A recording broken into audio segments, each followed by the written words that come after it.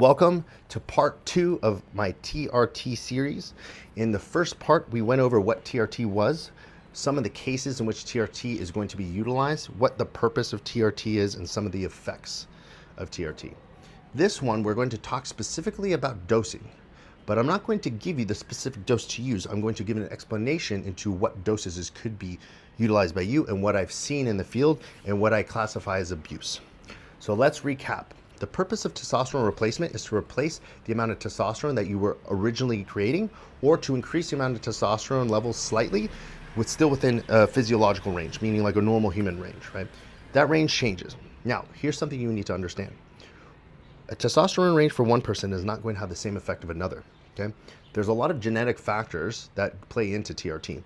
Most importantly is the metabolism someone has, right? It's not just your food metabolism. Some people have a genetic predisposition to metabolizing sex hormones like testosterone slower or faster, right? So for instance, somebody might have a specific testosterone that, I'm simplifying this, gets out of the system in this amount of time.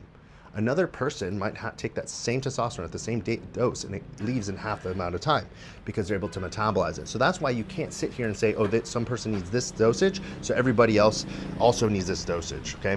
That's number one, okay? Another piece is how much the body will turn testosterone into other things like DHT and estrogen. Some people can handle quite a bit of testosterone and not convert it to other things. Some people take a little bit of testosterone and have too much conversion.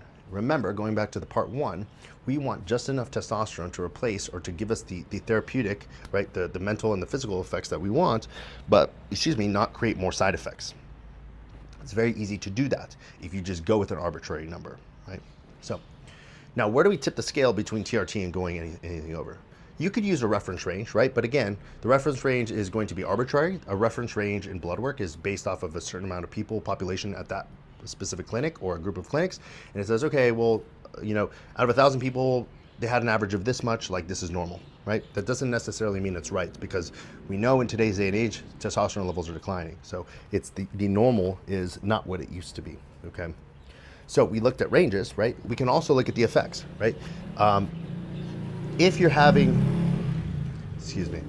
you're having too many side effects, and that doesn't mean nipple sensitivity or actually things you see, it could be just elevated hematocrit or thickness of the blood or amount of blood cells or blood pressure or those sorts of things.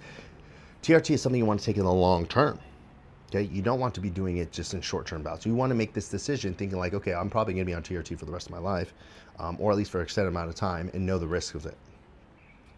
So what a lot of people end up doing is they take a lower dose of testosterone, right, relative to what they think it is, and still call it TRT, but they're above super physiological level. If I was to give a standard dosage, I would say anywhere between 80 milligrams of testosterone a week, okay, up to maybe 140, I've seen has been being actual TRT, right? That's going to keep you in the maybe 500 to 800 range. Now, once you start going above that, right, it could still be considered TRT for some people. Remember the metabolism and the genetics piece, right?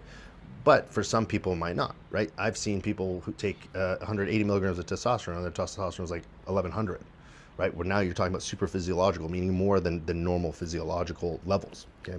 I've also had people take more and they don't see it.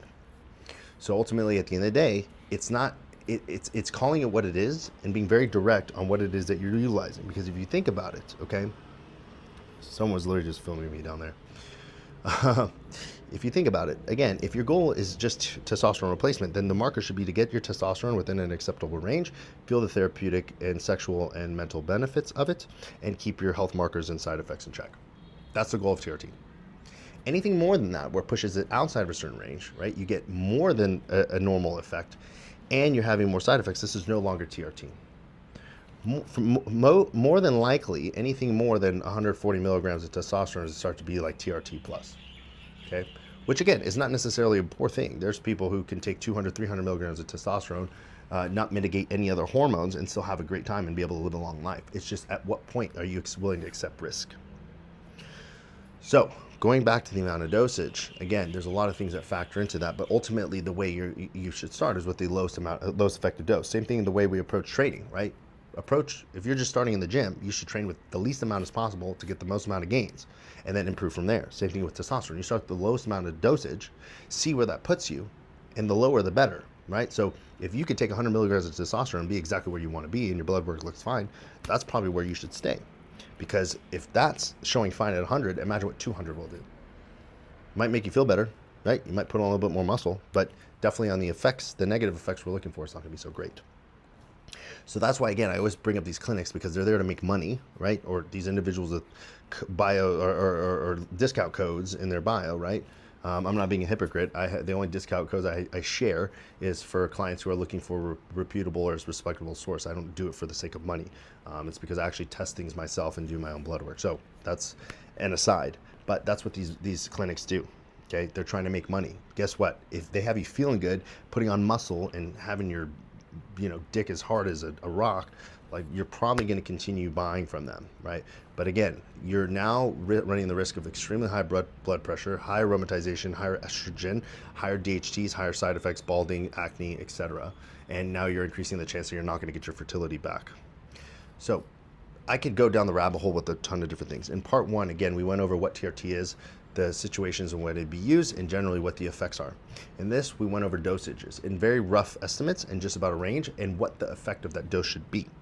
Ultimately, at the end of the day, minimum effective dose, no matter what you're doing, whether it's TRT or you're starting to dabble into full-blown cycles or steroid abuse, you should always be using the minimum effective dose. And that is something that you need to be testing with blood work and have someone experienced in your corner who's be able to assess that.